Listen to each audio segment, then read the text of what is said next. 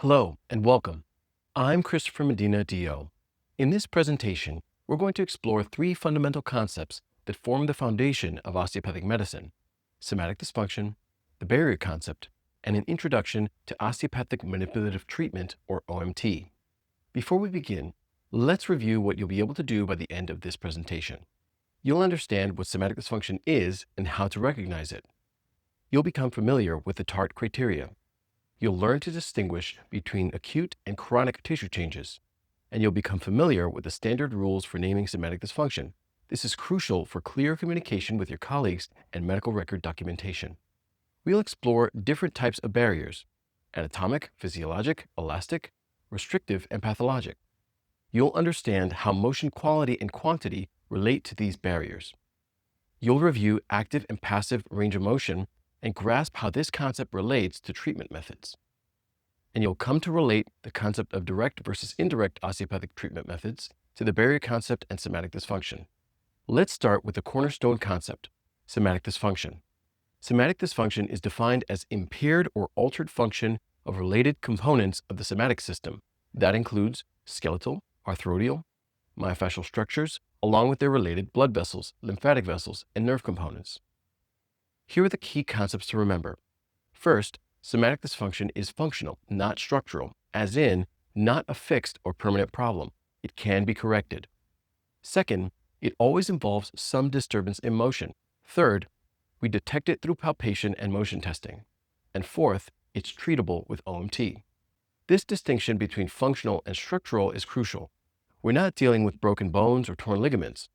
We're dealing with tissues or joints that aren't moving or functioning as they should be. What causes somatic dysfunction? There are several factors. Poor posture is a major contributor. Anatomical anomalies can predispose to dysfunction. Muscle hyperirritability, physiologic joint locking, and the body's attempts to adapt to various stressors all play roles. Perhaps most importantly, compensation for other structural problems can create somatic dysfunction. The body is remarkably adaptable, but sometimes these adaptations create their own problems. Now let's talk about TART, your diagnostic criteria for somatic dysfunction. T stands for tissue texture changes. You'll feel differences in the tissues. They might be tight, ropey, or have different temperature or moisture. A is for asymmetry. One side won't match the other. You might feel one shoulder higher than the other or one side of the spine more prominently. R represents restriction of motion. The tissues or joints won't move as freely in one direction compared to another.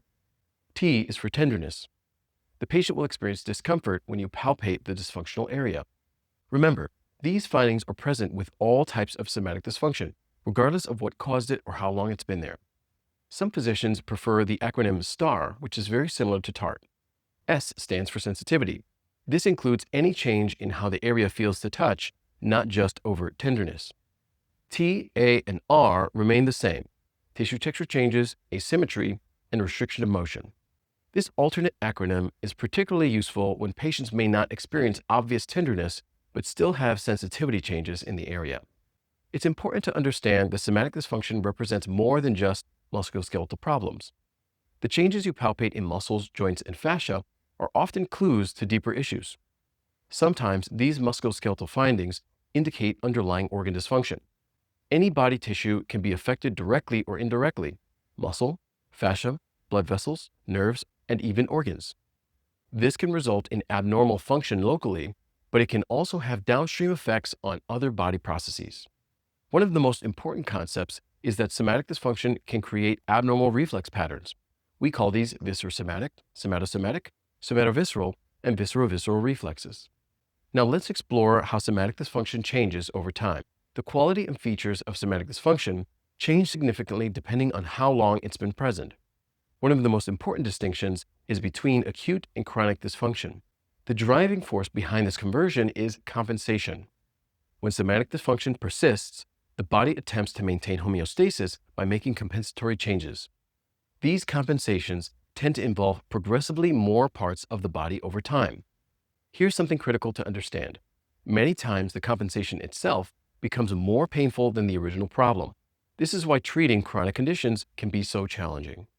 Due to compensations involving the autonomic nervous system, blood vessels, and tissues in the dysfunctional area, acute and chronic somatic dysfunctions present with very different TART findings. Understanding these differences is crucial for both diagnosis and treatment. Let's compare acute and chronic findings systematically. In acute dysfunction, pain is typically severe, cutting, or sharp. The skin is warm, moist, red, and inflamed. Blood vessels are injured, releasing peptides that cause chemical vasodilation, inflammation, and swelling. The sympathetic nervous system shows increased activity systemically, but locally the effect is overpowered by inflammatory chemicals that cause local vasodilation. Muscles show increased tone, contraction, and spasm. Range of motion is often normal, but the quality feels sluggish. Soft tissues are boggy and swollen from fluid leakage and chemical reactions. The skin is moist with no long-term changes. Somatovisceral reflex effects are minimal. In chronic dysfunction, everything changes. Pain becomes dull and achy, often with numbness or tingling. The skin is cool and pale. Blood vessels are constricted due to increased sympathetic tone. Muscles lose tone and become flaccid or mushy. Range of motion is actually diminished, but the quality of remaining motion feels normal. Soft tissues become congested, doughy, stringy, fibrotic, and ropey. The skin becomes scaly and dry, sometimes with folliculitis or pigmentation changes. Somatovisceral reflex effects are common. Now let's explore the barrier concept and range of motion in detail. All joint movement occurs through the coordinated action of nerves and muscles. Every movement has an agonist muscle, the primary mover, and an antagonist muscle that counters and fine-tunes the movement. The characteristics of movement depend on multiple factors: the shape, size, and elasticity of muscles, as well as joint surface orientation, discs, ligaments, and interconnected bones. Understanding this coordination is crucial for appreciating how dysfunction affects movement. The body structures move within defined boundaries we call barriers. Dysfunction alters where and how these barriers are encountered. When we evaluate motion, we consider two key aspects: quantity and quality. Quantity refers to how much motion occurs. Quality refers to how the motion feels during movement. Let's expand on quantity versus quality. Quantity is straightforward. It's how much motion occurs, measured in degrees or ranges. Quality is more subtle. It's how the motion feels as you move through it. Is it smooth or fluid? Does it feel jerky or catch at certain points? Is it abrupt or rubbery? Somatic dysfunction can limit the quantity of motion, alter the quality of motion, or shift the neutral point of motion. Often, it does all three.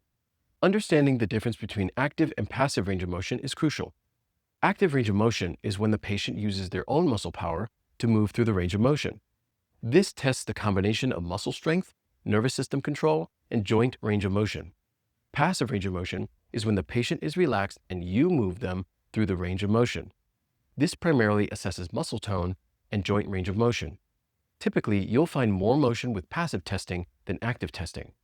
We also distinguish between regional and segmental range of motion. Regional or gross range of motion refers to the range of motion of a group of functionally related joints. For example, cervical spine range of motion includes all the cervical vertebrae moving together. Segmental range of motion refers to the range of motion of a single isolated joint. For example, the specific motion between C4 and C5.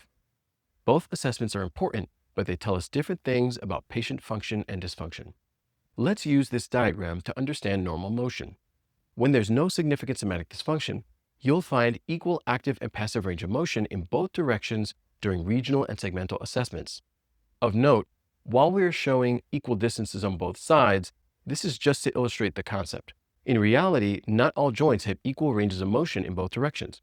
You'll learn the specific ranges for each joint as you learn your anatomy. Now let's define key barrier types.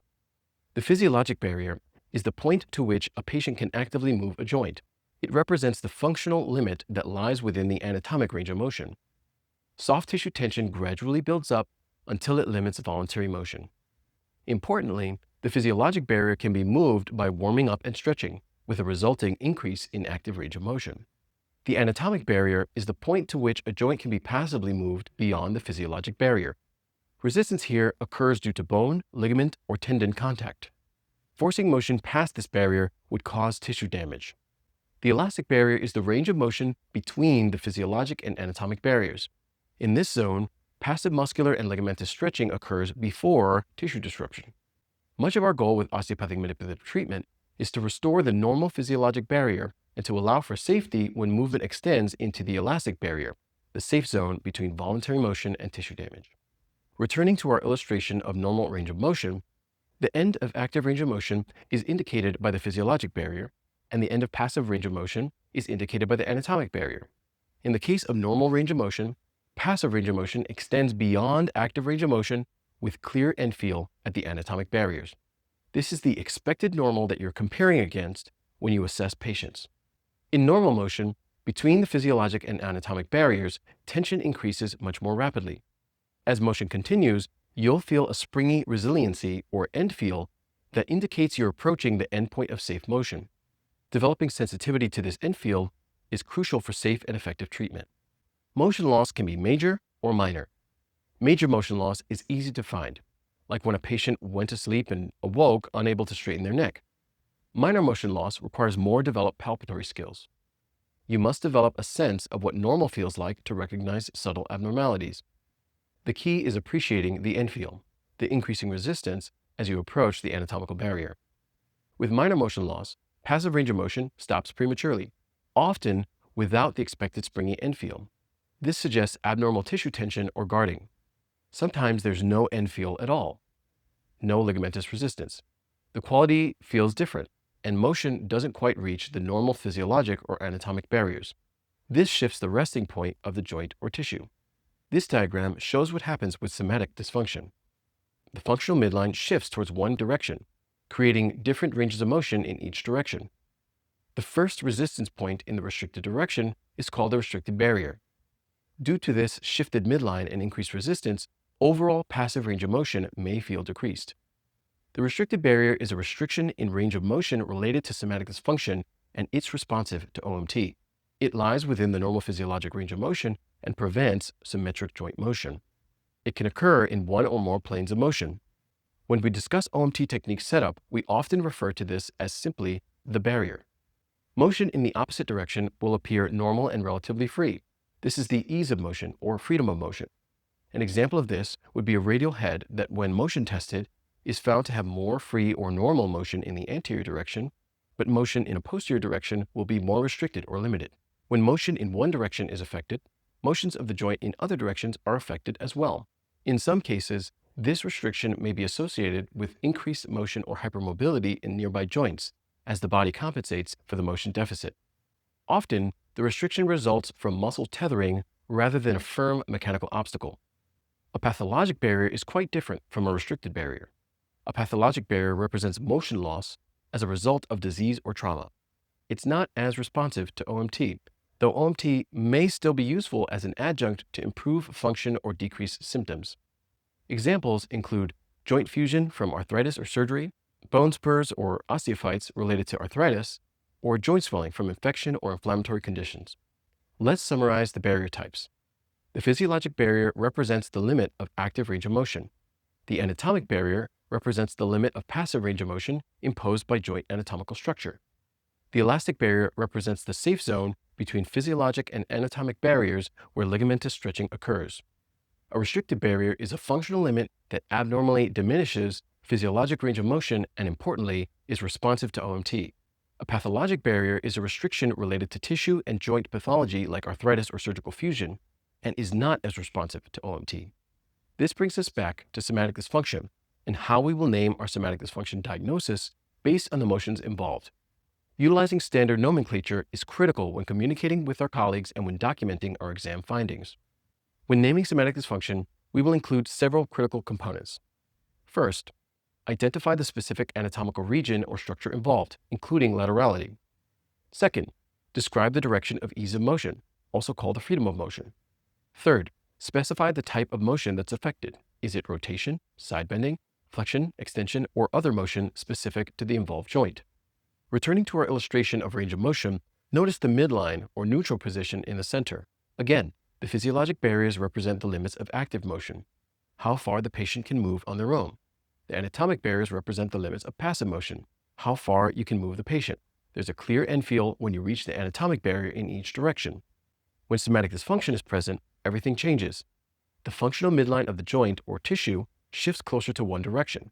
As a result, you'll find different regional and segmental range of motion in each direction, reduced motion in one direction, and relatively normal motion in the other direction.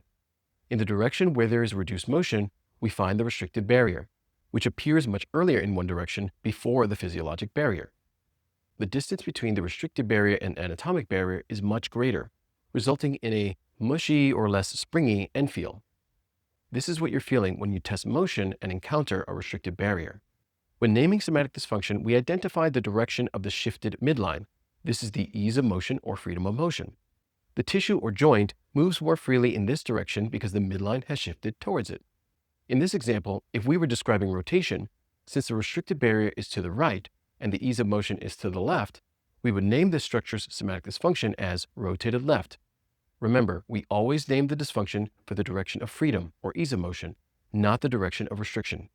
Let me summarize the naming rules. We name somatic dysfunction by the ease of motion, where it moves freely. We name it for where the structure is in space, its preferred position. We name it opposite to the restricted barrier. And for each different anatomic structure, we name it for the positioning of the most anterior and superior portion of that structure. Let's work through some specific joint examples. A patient's right shoulder has restricted extension and external rotation, with ease of motion in flexion and internal rotation. We would name this by the ease of motion.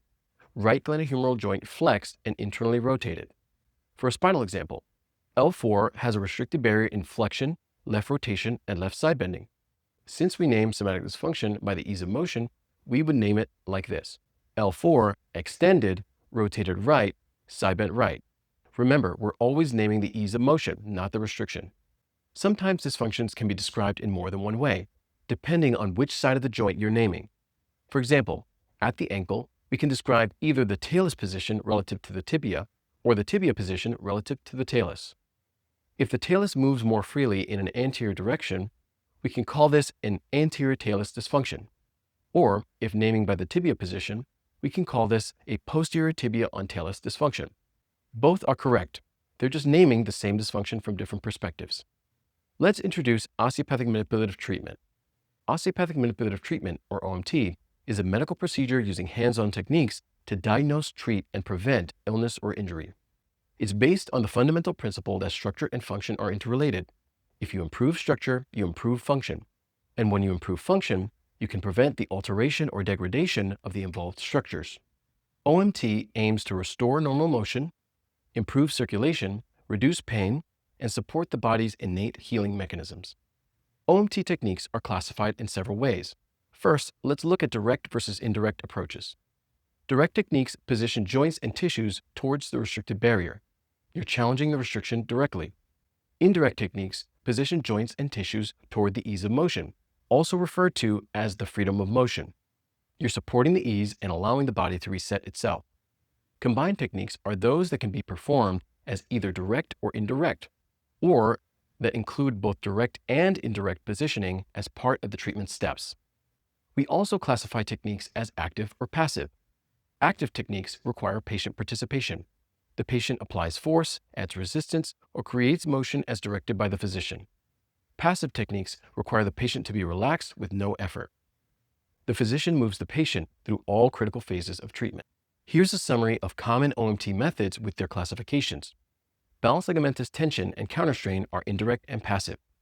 Soft tissue and high velocity, low amplitude are direct and passive.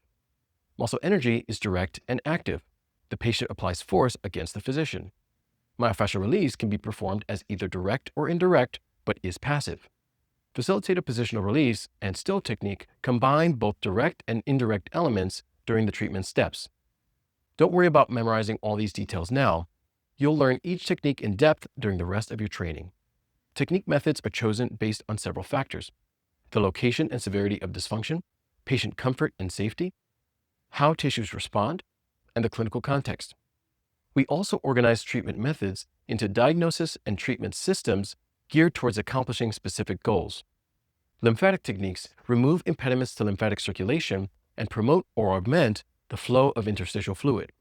Osteopathic cranial manipulative medicine works with the primary respiratory mechanism and balances nervous system membranous and ligamentous tension. Visceral techniques restore normal organ mobility and remove obstructions to related structures that affect organ function. This concludes our introduction to somatic dysfunction, the barrier concept, and OMT classification. Remember, somatic dysfunction is functional, not structural. It's detectable through TART findings and treatable with OMT. The barrier concept helps us understand how dysfunction affects motion. And OMT techniques can be classified as direct or indirect, active or passive. These concepts form the foundation of osteopathic diagnosis and treatment. Master these fundamentals, and you'll be well prepared to put osteopathic manipulative medicine principles into practice to serve your future patients.